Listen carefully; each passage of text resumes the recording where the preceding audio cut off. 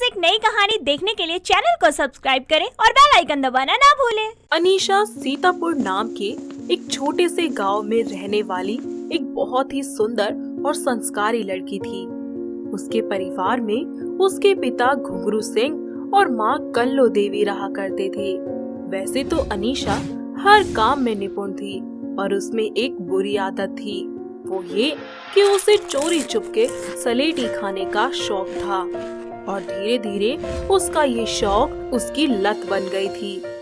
ऐसे ही एक दिन उसके घर पर, माँ कुछ पैसे दे दो ना।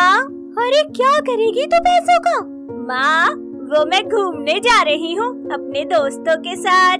अरे कहीं नहीं जाएगी तू, सारा दिन बस आवारागर्दी करती रहती है और कोई काम नहीं है तुझे? दे दो ना माँ प्लीज। अनीशा बाजार चली जाती है और खूब सारी सलेटियाँ खरीद कर चुपके से घर में ले आती है और अपने बिस्तर के तकिए के अंदर छुपा कर रख देती है। रात को सोते टाइम लेटे लेटे सलेटी खाती है। ऐसे ही वक्त बीतता जाता है और एक दिन उसके लिए शिवम नाम के लड़के का रिश्ता आता है, जो कि एक अच्छी कंपनी में मैनेजर के पोस्ट पर था। उसकी माँ कलावती बहुत ही गुस्से वाली औरत थी। वो लोग रिश्ता पक्का करने के लिए अनीशा के घर आते हैं।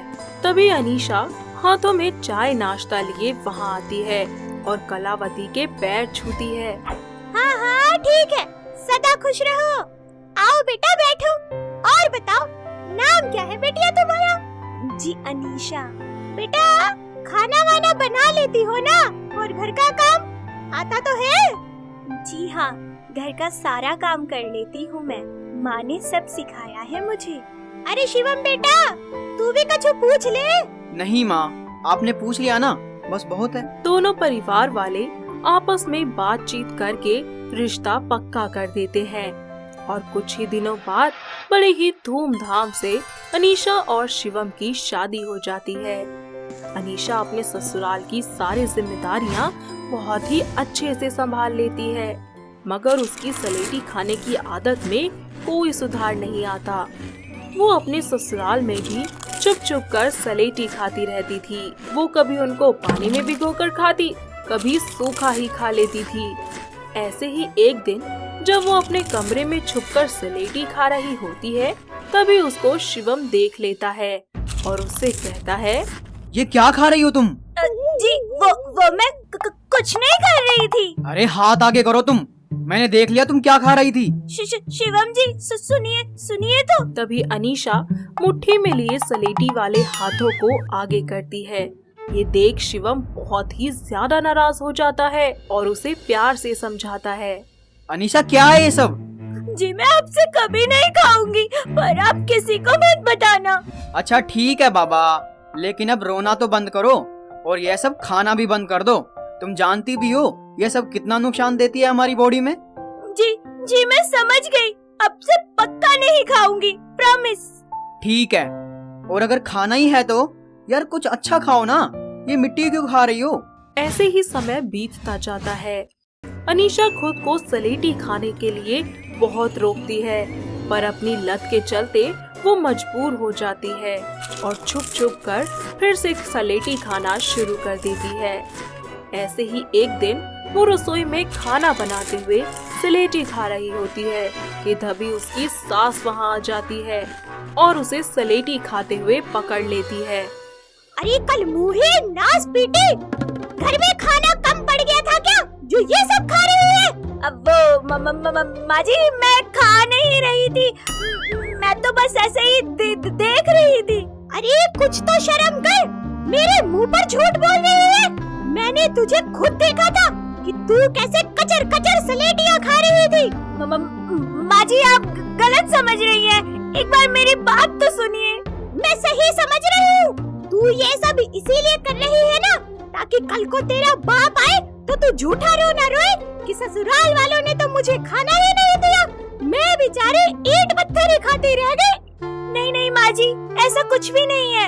आज के बाद अगर तूने इस बला को हाथ लगाया ना तो मुझसे बुरा कोई नहीं होगा, याद रखियो। ऐसे ही वक्त बीतता जाता है।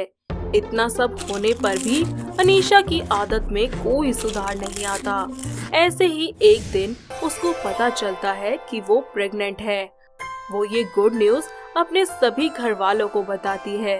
शिवम जी, आई एम प्रेग्नेंट, आप पापा बनने वाले हैं। क्या? सच में? ऐसे ही वक्त बीतता जाता है और प्रेगनेंसी के दौरान अनीशा का सलेटी खाने का मन और भी ज्यादा होता है। वो छुप छुप कर सलेटी खाया करती।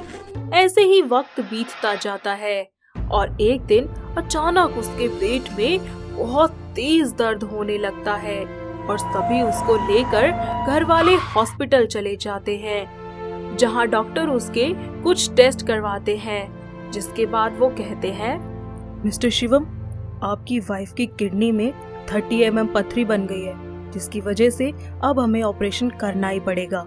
कुछ देर ऑपरेशन करने के बाद डॉक्टर बाहर आते हैं। तब जी देखिए, प्रेगनेंसी के दौरान इन्होंने बहुत ज्यादा सलेटी खा ली थी, जिसके चलते इनके पेट में पल रहे बच्चे को न्यूट्रिएंट्स नहीं मिल पाए और बच्चा पूरी तरीके से डेवलप नहीं हुआ।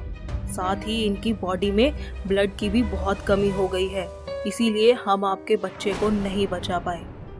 इतना सब कुछ होने के बाद अनीशा का रो रो कर बुरा हाल हो जाता है। साथ ही उसे अपनी सलेटी खाने की आदत पर बहुत पछतावा होता है और वो अपने ससुराल वालों से माफी मांगती है। माँ जी मुझे माफ कर दीजिए, मैंने आपकी बात नहीं मानी और अपने बच्चे को खो दिया। पर मैं क्या करती माँ जी, मैं अपनी लत के चलते बहुत मजबूर हो गई थी। मैंने खुद को रोकने की बहुत कोशिश करी पर मैं नाकामयाब रही। अरे अनीसा बेटी, तू मत रो, इसमें गलती हमारी भी है। जब हमें पता चला था कि तुझे ये सब खाने की आदत है, तो हमें भी तेरा इलाज करवाना चाहिए था, तेरा ख्याल रखना चाहिए था, पर हमने ऐसा कुछ नहीं किया बेटा। तू अकेले इस गलती में शामिल नहीं है, हम भी बराबर के हिस्सेदार हैं। अब जो हुआ सो हुआ बेटा, तू हौसला रख।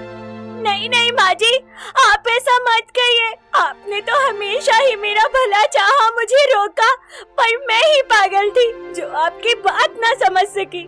वक्त बीतता जाता है और शिवम और कलावती मिलकर अनीशा का इलाज करवाते हैं। धीरे धीरे उसकी सलेटी खाने की आदत हमेशा के लिए छूट जाती है।